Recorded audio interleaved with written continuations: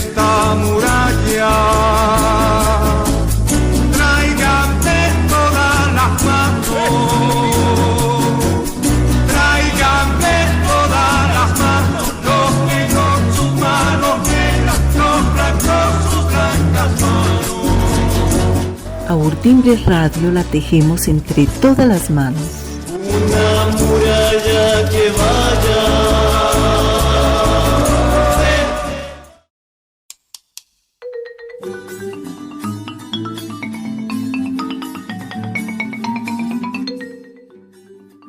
Textos y contextos. Una franja radial para compartir distintas maneras de mirar los hechos, los acontecimientos, porque cada historia está hecha de diferentes verdades, porque al contar no basta solo la historia oficial, porque las vivencias que nacen en la cotidianidad, la poesía y la buena música tienen una mágica manera de tocar el corazón. Por eso llega desde Sevilla, España, el programa radial Suenan Timbres, de la emisora hermana Radiópolis.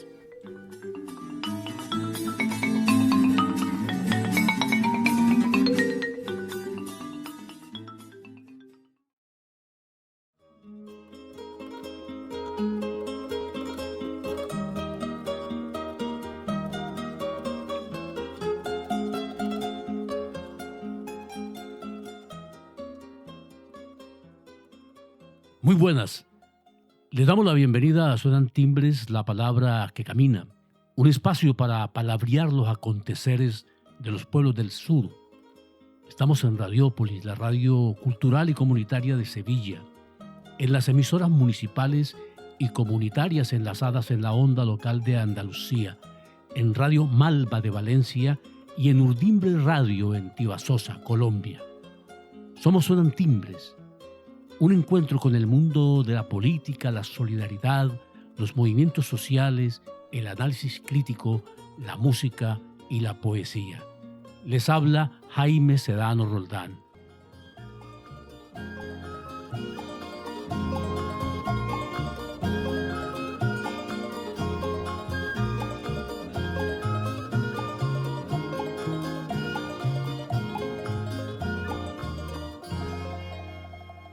Esta semana vemos un gran contraste entre los principales hechos políticos que suceden en Europa y en América Latina, y vamos a comentarlos aquí en Suenan Timbres.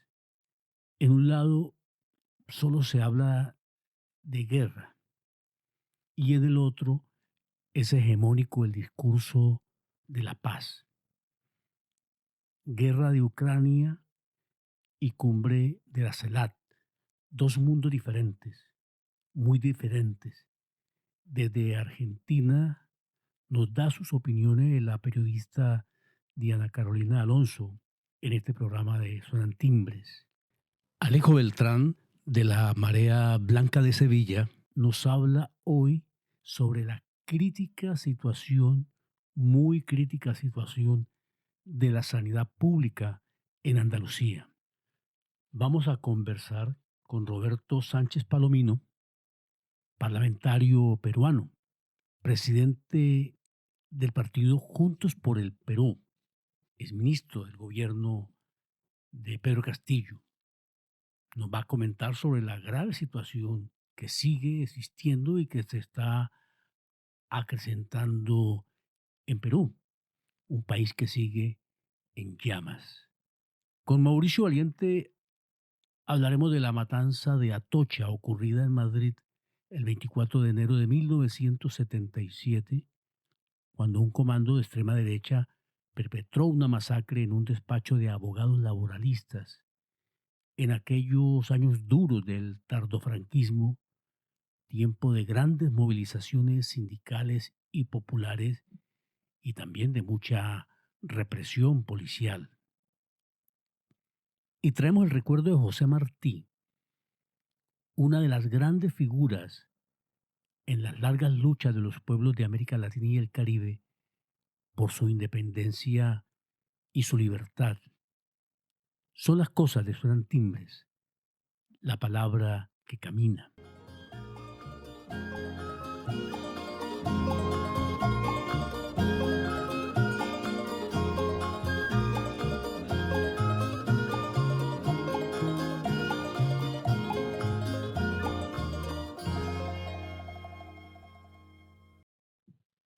En Europa los tambores de la guerra cobran mayor intensidad y fuerza.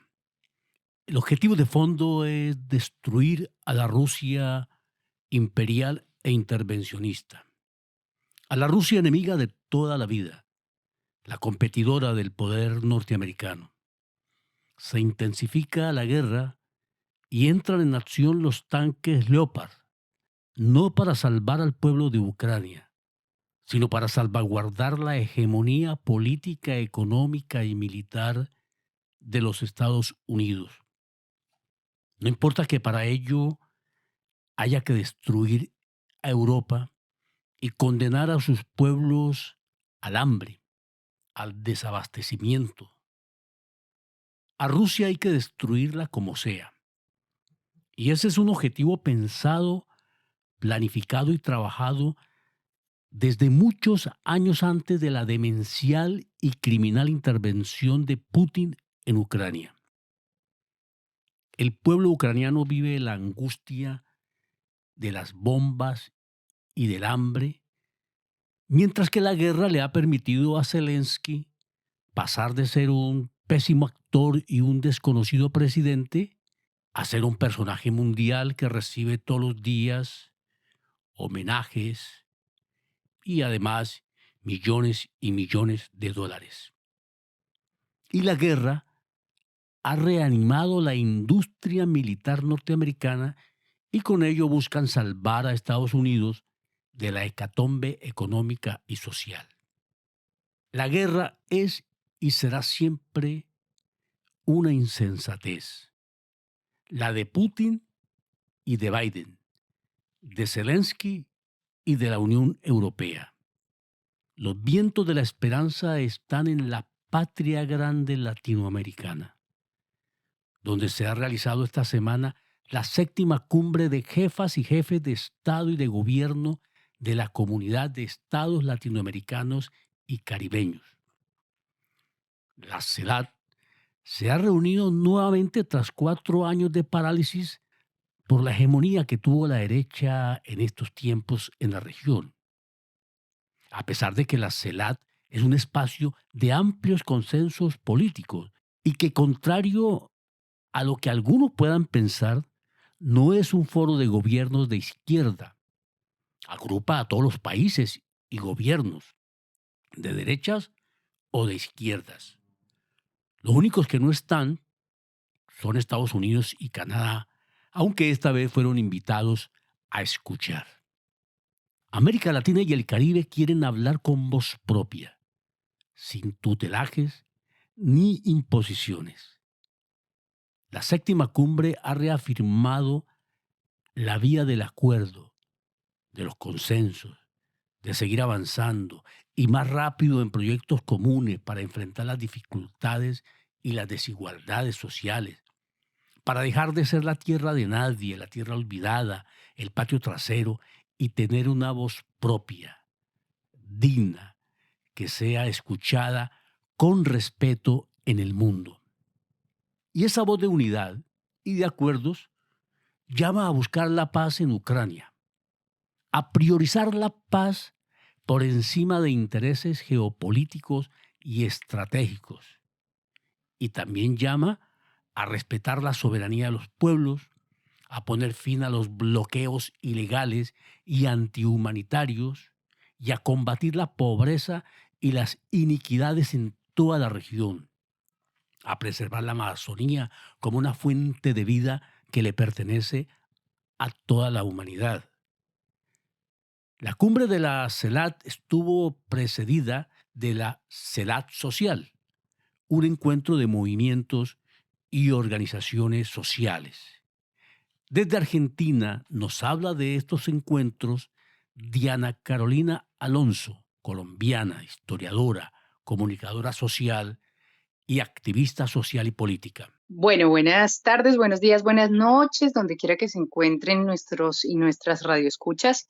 Como en efecto comentabas, la Comunidad de Estados Latinoamericanos y Caribeños hizo su cumbre, su 7ª cumbre en la ciudad de Buenos Aires, precedida por un encuentro con las organizaciones populares de nuestra América.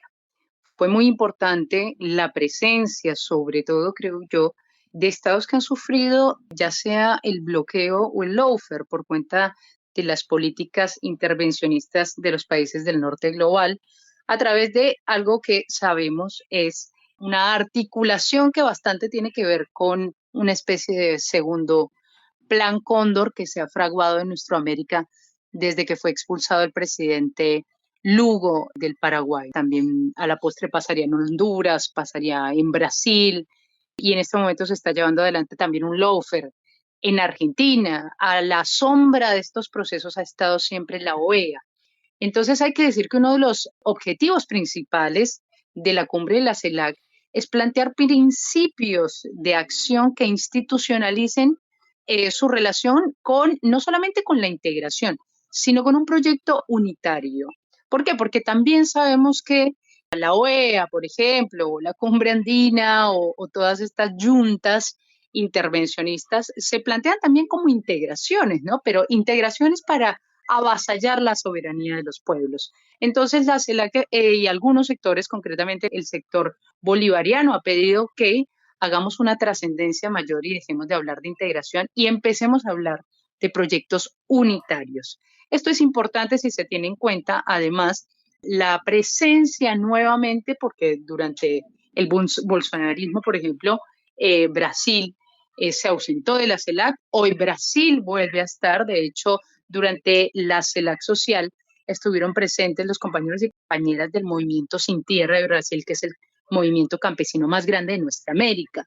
También estuvo la delegación de Venezuela, sin embargo, acá hubo un gran revuelo ante la posible presencia del presidente Nicolás Maduro y sin embargo su delegación en Buenos Aires puso puntos muy importantes para trazar destinos colectivos, además de la defensa siempre a ultranza de no solamente de su soberanía, sino de la soberanía de países que han sido tan violentados por el imperialismo como Cuba y Nicaragua. También hubo dos puntos que generaron tensión o hubo dos representaciones que generaron mucha tensión, que fue la comitiva de Haití y la comitiva de Perú. Ambos países que gozan, digamos, de una deleble reputación por cuenta de sus mandatarios, dos presidentes, una presidenta y un presidente, que nunca han pasado por las urnas y que bien son fruto de políticas avasallantes del terrorismo de Estado, entre otras muchas.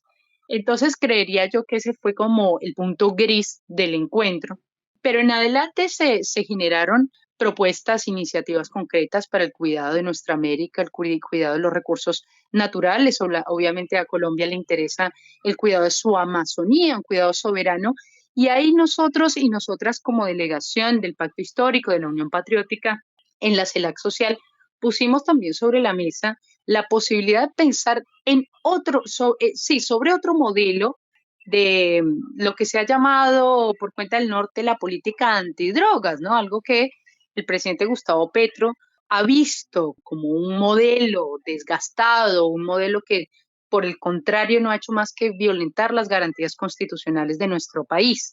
Entonces, una de nuestras querellas, si se quiere, en ese punto tan importante de nuestra participación, fue pensar si el tratamiento de nuestra naturaleza, el respeto de la madre tierra, de la hoja de coca, pero también la posibilidad de generar entornos de discusión y apelación colectivas, nuestroamericanas, regionales, internacionalistas, que busquen una salida a la producción y exportación de la cocaína a gran escala, sin que eso tenga que pasar, obviamente, por el visto bueno de los Estados Unidos, que como sabemos no ha hecho más que bombardear nuestros campos con glifosato para beneficio de Monsanto y no más que eso. Entonces, es importante, creo yo, el lugar también de la conducción política colombiana a la cabeza de Gustavo Petro en esta séptima cumbre de la Comunidad de Estados Latinoamericanos y caribeños. Diana, muchas gracias y seguiremos contando con sus contribuciones a este programa latinoamericanista hecho desde Andalucía, desde las orillas del Guadalquivir. Por supuesto, Jaime, acá seguimos pendientes. Obviamente nos encanta saber que en Europa la migración y el espíritu internacionalista acompañan los escenarios de unidad. Muchas gracias a ti. Bueno, un abrazo, que esté muy bien. Hasta luego.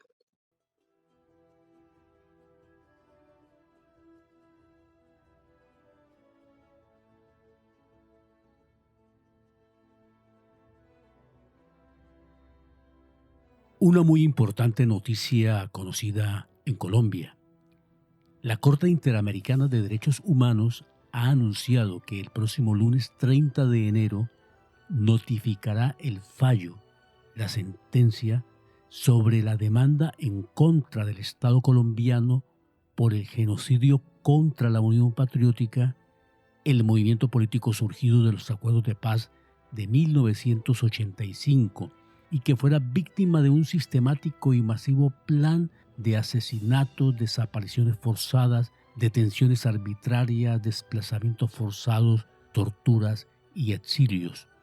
La Corporación para la Defensa y Promoción de los Derechos Humanos, Reiniciar, quien ha impulsado todo este proceso, expresó en una declaración pública que ha sido largo el recorrido a través del cual Reiniciar, sobrevivientes y familiares de las víctimas se han articulado para, entre otras cosas, reconstruir la memoria histórica, política y social, dando a conocer lo sucedido contra la Unión Patriótica y a su vez exigir y defender los derechos de las víctimas a la verdad, la justicia y la reparación integral. Durante 30 años, Reiniciar ha alegado, primero ante la Comisión Interamericana de Derechos Humanos y luego ante la Corte Interamericana, sobre la existencia de más de 6.000 víctimas, el aniquilamiento del partido, la caracterización del hecho como un genocidio por causas políticas y la ausencia de justicia y reparación en Colombia. Y ha señalado que agotadas las instancias, las víctimas estaban a la espera de esta notificación que, dicen, resulta esperanzadora luego de tantos años de lucha por la justicia. Es de anotar que la Jurisdicción Especial para la Paz, creada en el marco de los Acuerdos de La Habana, asumió la persecución criminal en contra de la militancia de la Unión Patriótica como un caso especial, un macrocaso, y en su informe final evidenció que en 32 años de violencia contra los miembros de esta colectividad existió un patrón de violencia sostenida que fue ejecutada principalmente por agentes estatales en connivencia con grupos paramilitares, quienes actuaron de manera masiva, generalizada, sistemática y selectiva contra la colectividad, dijo la JEP. La comunicación de la Corte Interamericana anunciando que el lunes dará a conocer el fallo sobre la responsabilidad o no del Estado colombiano en el exterminio e incluso genocidio contra la UP ha generado gran expectativa en el país y mucha ilusión en las víctimas y sobrevivientes. Dirigentes de la Unión Patriótica expresaron su confianza en que el Estado colombiano será condenado y tendrá que haber un proceso de verdad, justicia y reparación, y que esperan que el gobierno de Gustavo Petro, como no podría ser de otra manera, acepte la decisión y no haya apelación. La Unión Patriótica es parte del gobierno a nivel ministerial y de la bancada de gobierno en el Congreso. Jael Quiroga, quien liderara durante muchos años todo este proceso como fundadora y directora de la Corporación Reiniciar, y quien también es víctima y sobreviviente, es hoy día la presidenta de la Comisión de Paz del Congreso colombiano. Todo el proceso de esta demanda por el genocidio contra un partido, la reorganización de las víctimas, la reconstrucción del tejido político y social, convertirse en partido de gobierno y alcanzar un fallo en instancias internacionales que será vinculante, sea el que sea, es un hecho emblemático y ejemplarizante a nivel internacional. Seguiremos informando.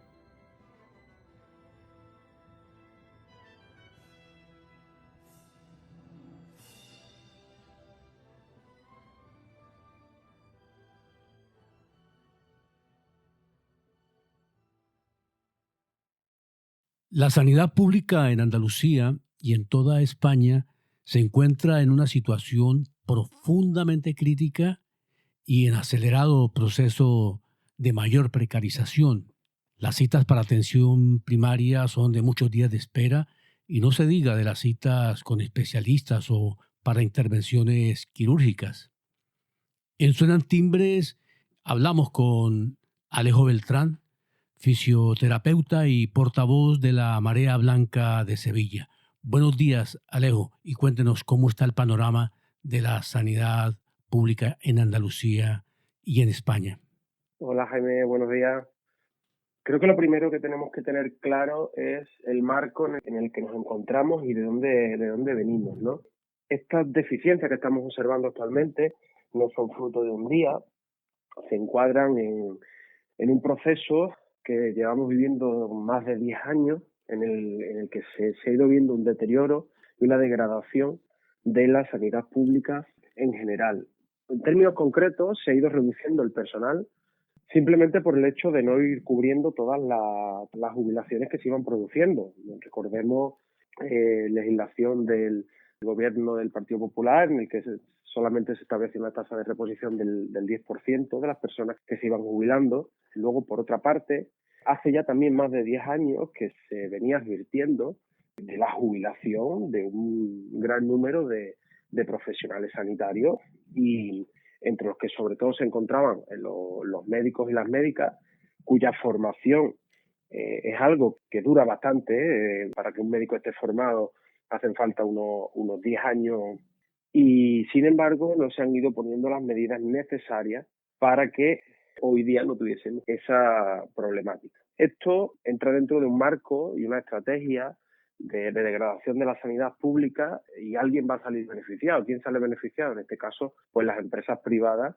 que están viendo cómo el número de seguros médicos privados está aumentando en los últimos años con los límites nunca vistos en nuestro país. La estrategia de privatizar directamente un hospital y de venderlo a una empresa privada ya se observó en Madrid hace unos años. Fue una vía que generaba un descontento muy grande y una respuesta movilizadora muy grande, y se frenó. De hecho, eso fue un éxito de las movilizaciones en la Comunidad de Madrid hace unos años. Y entonces, ahora mismo lo que estamos observando es un deterioro progresivo de esta sanidad pública, para que sea la gente obviamente, aquella que se pueda pagar los seguros privados, vaya canalizándose y desviándose hacia esa sanidad privada. Para esto el COVID ha ayudado en el sentido de que se ha utilizado bastante como excusa al aumentar la carga asistencial. Pero bueno, esto nos sirve un poco para situarnos. En lo concreto, actualmente, es verdad que tenemos un déficit de profesionales importante, no solamente de facultativos, sino también de personal de otras categorías, en atención primaria como en atención hospitalaria. Lo que ocurre es que la atención primaria es para nosotros el puerta de entrada de los pacientes al sistema sanitario, y es donde se podrían, con un buen despliegue de profesionales, donde se podrían prevenir gran parte de los problemas sanitarios. Es por ello que es donde más inversión debe de haber y más profesionales. Actualmente se utiliza el mantra de que no se encuentran facultativos, de que no se encuentran médicos, y esto es un error, porque además no solamente no nos sobran, pero las condiciones o las herramientas que el propio Sistema Andaluz de Salud podría tener para fomentar la atracción de estos profesionales tampoco las utiliza. Se continúan haciendo contratos de varios meses a los profesionales en atención primaria. Las sobrecargas de trabajo no son humanas, o sea, no es posible que un médico de familia vea a más de 50, más de 60 pacientes diarios, algunas veces hasta llegando a los 100 en algunos casos. Eso no es que el médico te vea, es que los pacientes vean al médico, porque no es posible hacer unos buenos tratamientos, unos buenos diagnósticos. La sobrecarga asistencial es brutal, y está provocando el descontento de los profesionales, como no podía ser de otra manera. Los usuarios lo estamos sufriendo, en tanto en cuanto pues no nos dan las citas con la celeridad que se debería, no podemos acceder a todos los niveles asistenciales que necesitamos. Se observan también ese déficit de profesionales en otras disciplinas, como puedan ser psicólogos, fisioterapeutas, odontólogos, disciplinas sanitarias que se han ido desarrollando en los últimos años y que, sin embargo, el sistema sanitario público no ha sabido dar respuesta a esas necesidades asistenciales que tenía la población con la contratación masiva de estos profesionales, que además ayudarían a mejorar la asistencia sanitaria en la atención primaria, en el empleo. Todos los habitantes de este país tenemos que tener claro que o nos movilizamos o este derecho que se arrancó con movilizaciones hace una serie de años y esta construcción de un sistema sanitario público que es una conquista de la lucha de la clase trabajadora, y en lo concreto nuestros vecinos más mayores en los barrios o en los pueblos lo tienen mucho más presente porque fueron ellos los que con esas movilizaciones consiguieron que se construyera un centro de salud en su barrio o en su pueblo. Toca de nuevo salir a la calle, organizarse y reivindicar lo que es el derecho a la vida, porque es que el derecho a la salud es el derecho a tener una vida digna, ¿no? Alejo, muchas gracias y mucha suerte, porque la suerte de la sanidad pública, la suerte de los sanitarios, es la suerte de todos y de todas. Muchas gracias, Jaime. Un saludo.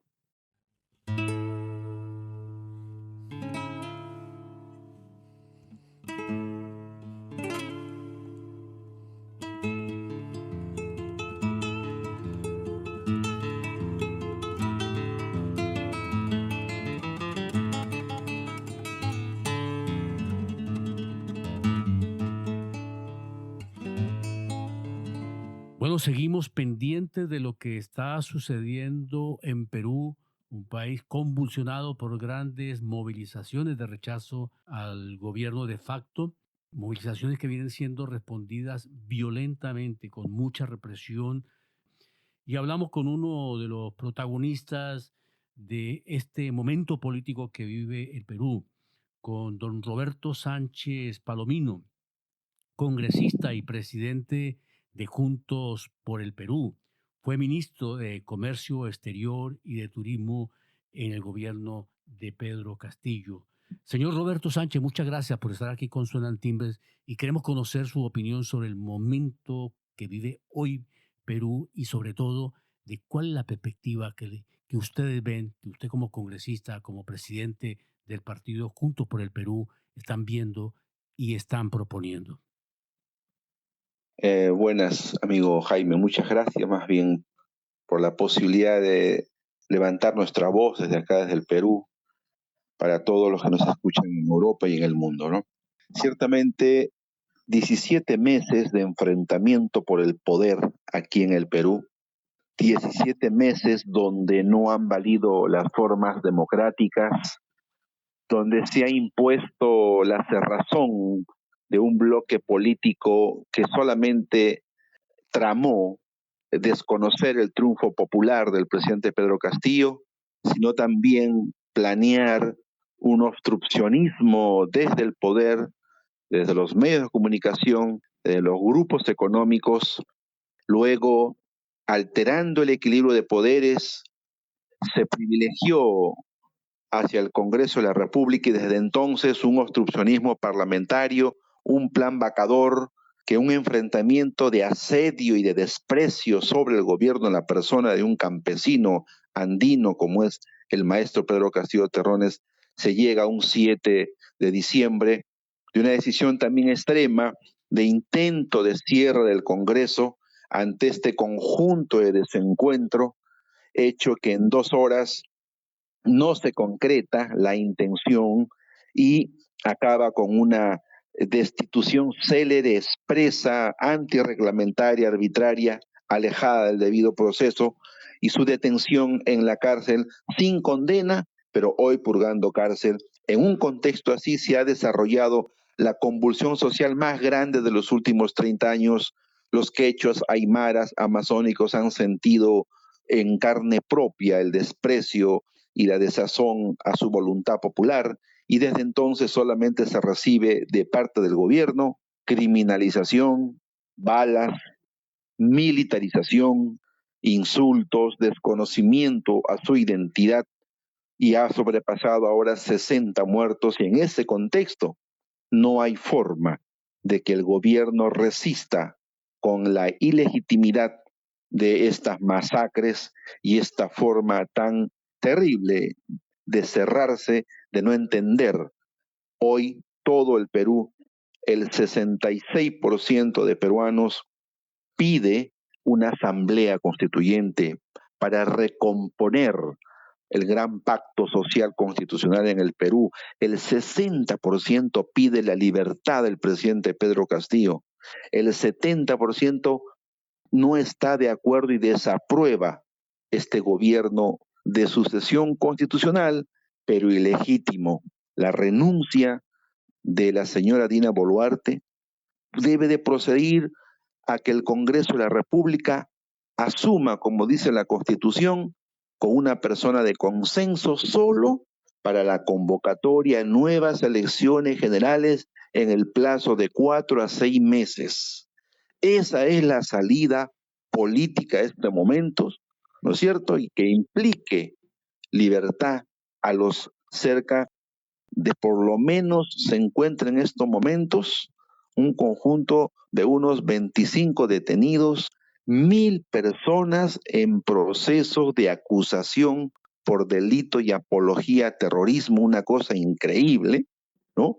Y en un contexto así, solamente se está incrementando la convulsión social, se ha intervenido de manera terrible la universidad más antigua de América Latina, la Universidad Nacional Mayor de San Marcos, que es mi casa de estudio, donde yo también he estudiado, con más de 500 policías y efectivos con tanquetas, ingresaron, rompieron las puertas de la universidad, entraron a la residencia universitaria, humillaron a los campesinos y comuneros que estaban alojados, a los estudiantes, los sometieron en el suelo, ¿no es cierto? Todo eso hoy contribuye a que no hay más salida que la renuncia de este gobierno. Muchas gracias por estas palabras. Desde Suena en Timbre, el programa de las radios comunitarias en Andalucía, pues reciban nuestro saludo solidario y el deseo ferviente de que encuentre el camino de una salida política que no puede ser otra, como usted muy bien lo dice, que una democracia real, plena y el respeto a la opinión de la mayoría del pueblo peruano. Una paloma sobre una rama abre su pico para cantar.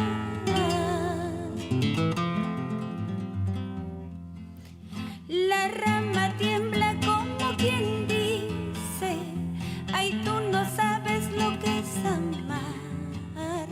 La rama tiembla como quien dice: ay, tú no sabes lo que es amar.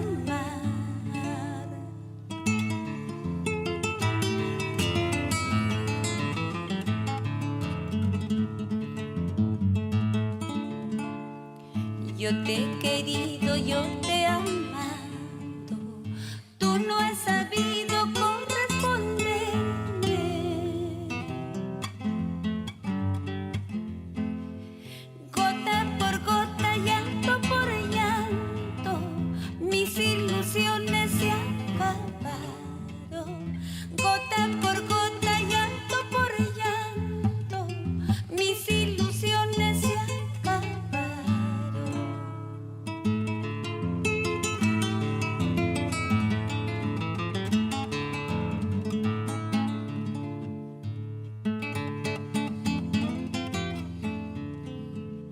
En mi cartita que te escribía, toda mi vida yo te ofrecí. Ahora me dices, papeles hablan, y que mi cariño no vale nada.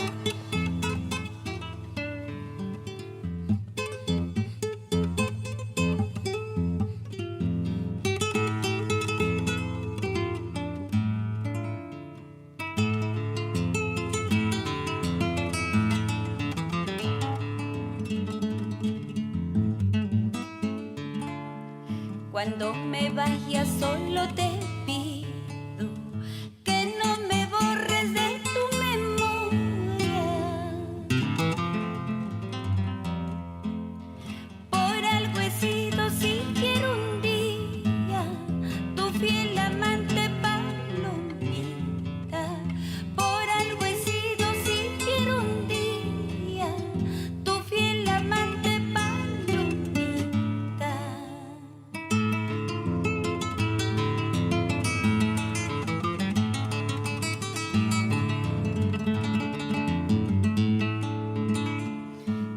Ay, llorando, llorando nomás estás. Ay, no llores porque me voy. Ay, llorando, llorando nomás estás. Ay, no llores porque me voy.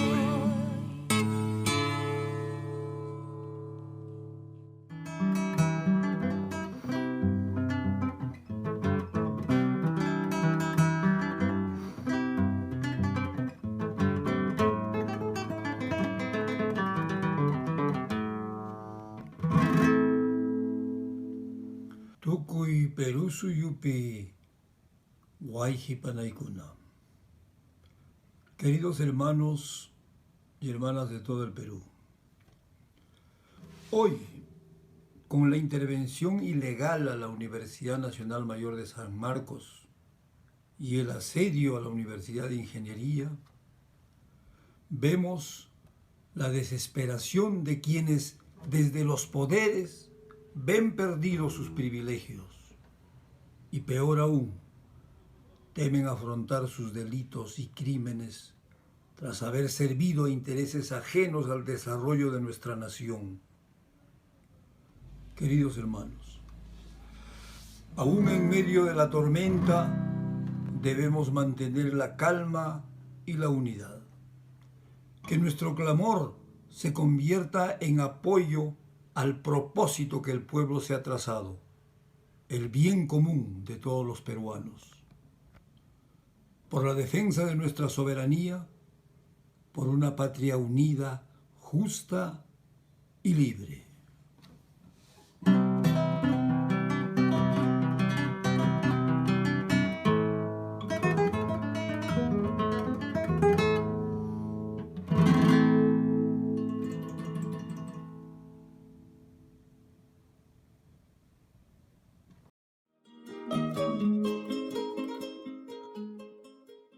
Somos Suenan Timbres, la palabra que camina.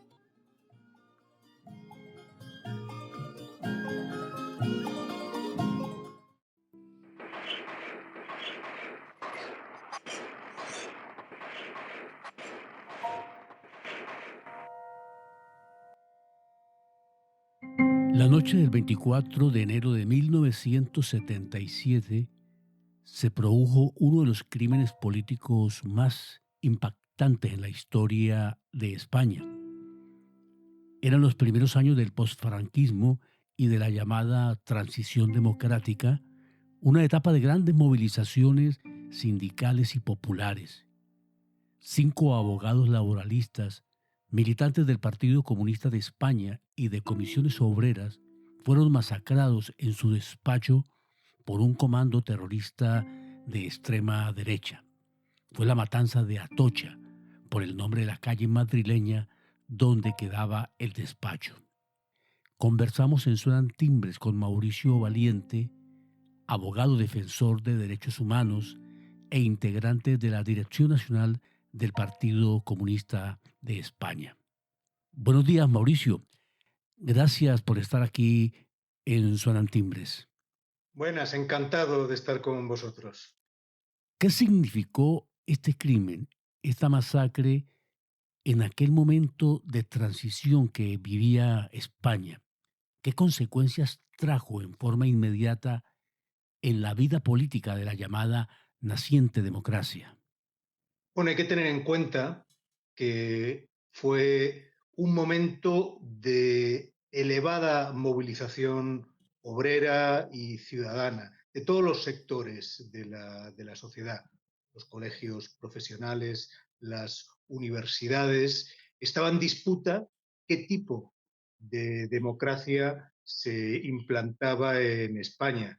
Obviamente no era lo mismo una concesión otorgada desde el poder, controlada y con la mayoría de la población con una actitud pasiva, que una democracia conquistada gracias a la movilización.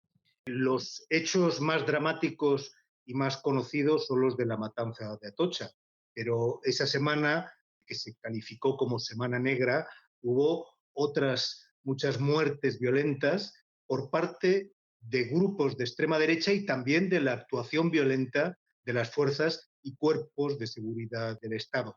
Hace unos días hemos celebrado el aniversario del asesinato de Arturo Ruiz, un joven de apenas 18 años que se manifestaba en defensa de la amnistía y que fue emboscado por un grupo de extrema derecha que lo tiroteó y lo dejó muerto en las calles, ¿no?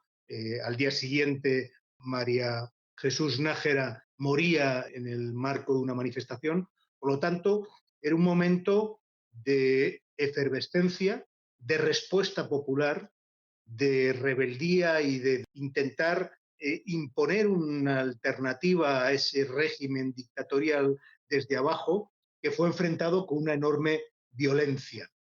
Y ese es el significado fundamental de estos asesinatos y también del esfuerzo de no olvidarlos nunca y que estén en la memoria de toda la ciudadanía, de toda la clase trabajadora española. La democracia fue el resultado de ese esfuerzo. Como consecuencia de estos asesinatos hubo una enorme movilización de repulsa nacional e internacional y, entre otras cosas, se logró la legalización del Partido Comunista de España, que era uno de los principales objetivos de quienes, dentro de lo que se denominaba el búnker de la dictadura, es decir, aquellos vestigios que mantenían una situación de poder, querían controlar todo el proceso, ¿no? El sacrificio y la lucha de centenares de miles de personas obligaron a abrir este camino de democratización a España, que no llegó de una concesión, sino de esta enorme lucha y de estos sacrificios. Esa etapa de transición de la dictadura a la democracia se hizo sin un proceso de verdad, justicia y reparación frente a los miles de crímenes de la dictadura.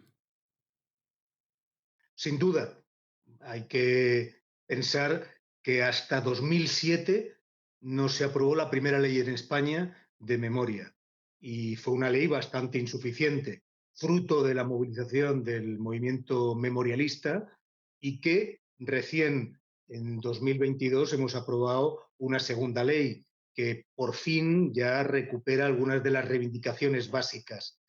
Pero la enorme presión y la capacidad que tuvieron las élites de controlar al final el proceso de transición desde arriba, ¿no? Imponiéndose a la movilización, pues impuso como una de los peajes ese pacto de silencio, ¿no? Pacto de silencio entre las élites y luego una losa que se puso sobre la mayoría de la población que se había movilizado, ¿no? Sin duda alguna, fue también un momento de dura crisis económica, de mucho miedo, de mucho temor. Claro, habían sido 40 años de dictadura, ¿no? Y el riesgo permanente de una involución, de un golpe de Estado, estaba ahí presente, ¿no? Todo ello coadyuvó a que esos estándares de verdad, justicia y reparación por los que tanto hemos peleado, pues tardaran tanto tiempo en salir adelante y que haya tenido que ser pues toda una reivindicación ciudadana el que abra un camino nuevo, pero ya ha pasado más de 40 años. Con los avances de la extrema derecha en Europa y en el mundo, ¿hay riesgos de un reposicionamiento de la derecha franquista en España? Bueno, al fin y al cabo, lo que quería la extrema derecha, la actuación de ese búnker reaccionario era garantizar sus intereses. Utilizaban a grupos marginales, a grupos delincuenciales para atacar al movimiento obrero y al movimiento popular, pero el interés era el de los grandes propietarios de las empresas, de la banca, que querían que sus intereses salieran indemnes y que tal y como habían sido tratados de forma privilegiada durante el franquismo, se mantuvieran, ¿no? en el nuevo régimen. Hoy los actores son distintos, las agendas son muy diferentes, pero en el fondo lo que está en juego es lo mismo. La extrema derecha que hoy mismo opera a veces lo hace con un discurso populista, intentar acercarse, ¿no?, a las reivindicaciones de sectores que están siendo golpeados por la crisis. Pero en el fondo, si analizamos sus programas y lo que defienden a todos los niveles, es el mismo status quo, la misma situación que hemos vivido sufriendo durante estos últimos años y que nos han llevado a la actual situación. Lo que pretenden es introducir cuñas, dividir a la clase trabajadora entre los nacidos en España y los nacidos en otro territorio, dividir por el color de la piel, introducir elementos que nos desvíen de lo que es la causa real de la crisis y de la necesaria salida que tenemos que buscar, ¿no?, desde los intereses de la mayoría social y no de una minoría. Así que hay un paralelismo evidente entre lo que estamos viviendo ahora y lo que vivimos, con actores distintos, pero con la misma agenda. Y por eso es importante recordar lo que sucedió y recordar que solo se sale de situaciones tan difíciles con unidad y confrontando a esos grupos y a esa derecha que nos vuelven hacia lo peor de nuestro pasado. Hay que construir una democracia y, como en cualquier país del mundo, sin antifascismo no hay democracia. Aprovecho esto último que plantea para preguntarle, ¿va a haber unidad de la izquierda en este año electoral en España? Bueno, es un proceso complejo. Creo que va a haber, que ya se está demostrando que hay unidad que va cada vez ampliándose más. Tenemos que ser exigentes y que estas elecciones primeras, que son las municipales y autonómicas, sean un primer paso para un gran frente amplio, para esa gran unidad que represente los intereses de la inmensa mayoría de los trabajadores y trabajadoras de este país para las elecciones que serán a final de este año. Bueno, muchas gracias por estas explicaciones sobre el contexto político en el cual se perpetró este crimen de la extrema derecha y gracias por su amabilidad. Muchas gracias a vosotros por la invitación y enhorabuena por ese magnífico programa que hacéis. Vivir, quiero soñar, quiero reír, quiero llorar, yo quiero andar, quiero sembrar, quiero luchar con los demás.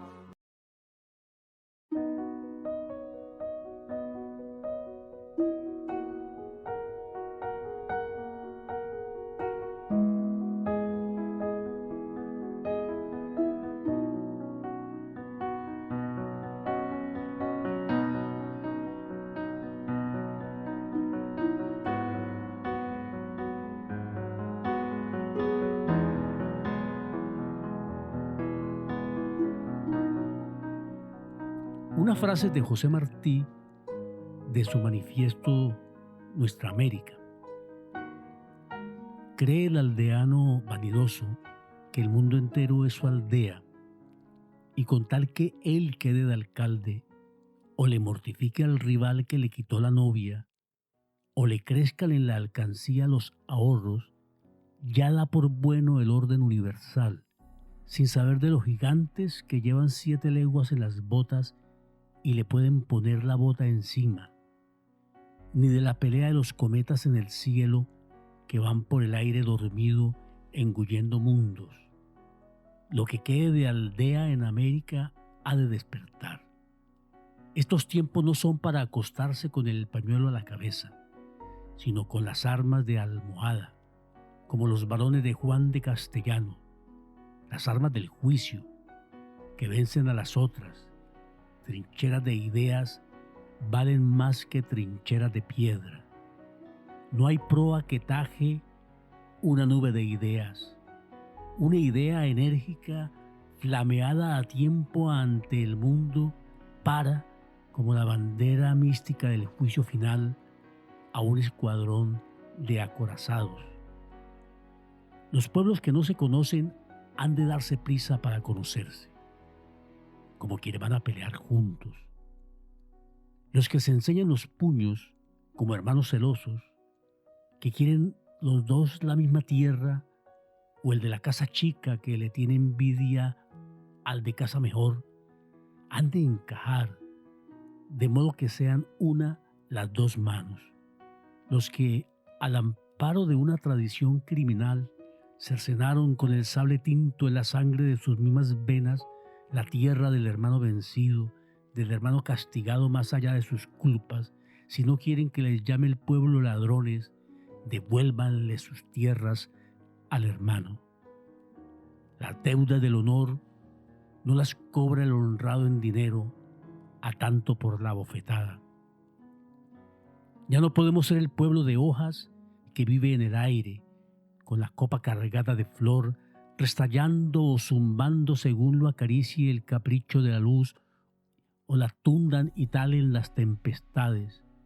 Los árboles se han de poner en fila para que no pase el gigante de las 7 leguas.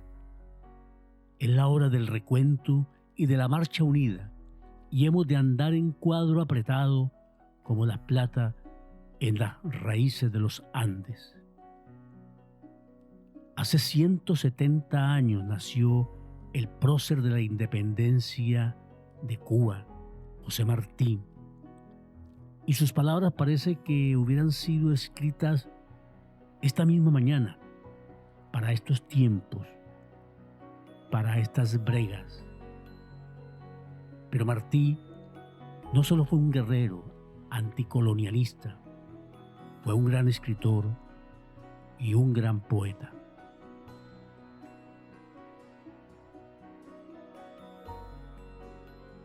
Yo soy un hombre sincero, de donde crece la palma, y antes de morir me quiero echar mis versos del alma.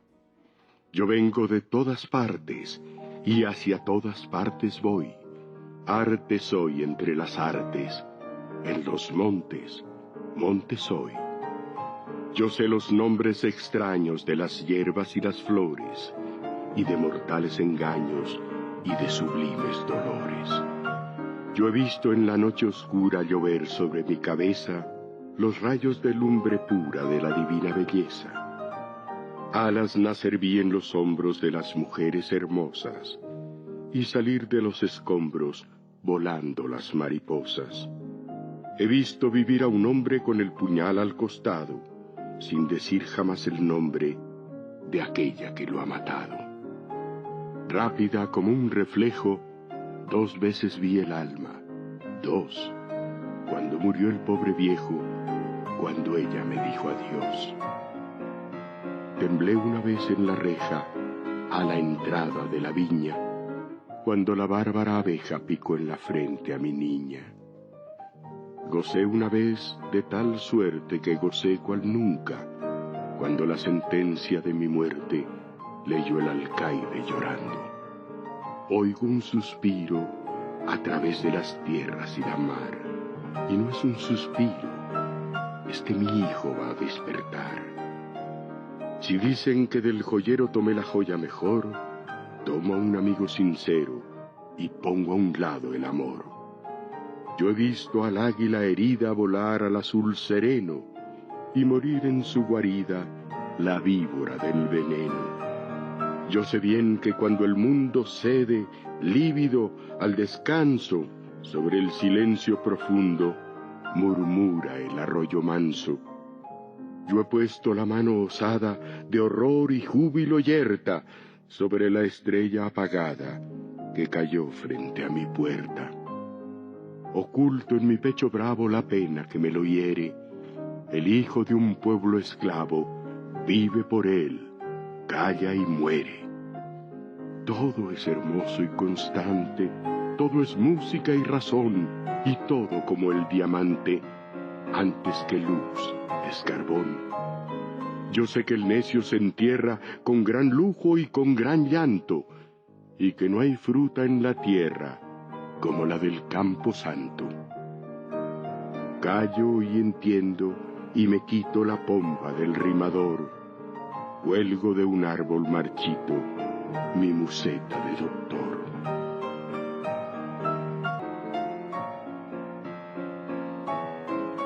Si ves un monte de espumas, es mi verso lo que ves. Mi verso es un monte y es un abanico de plumas. Mi verso es como un puñal que por el puño echa flor. Mi verso es un surtidor que da un agua de coral. Mi verso es de un verde claro y de un carmín encendido. Mi verso es un ciervo herido que busca en el monte amparo. Mi verso al valiente agrada, mi verso breve y sincero es del vigor del acero con que se funde la espada.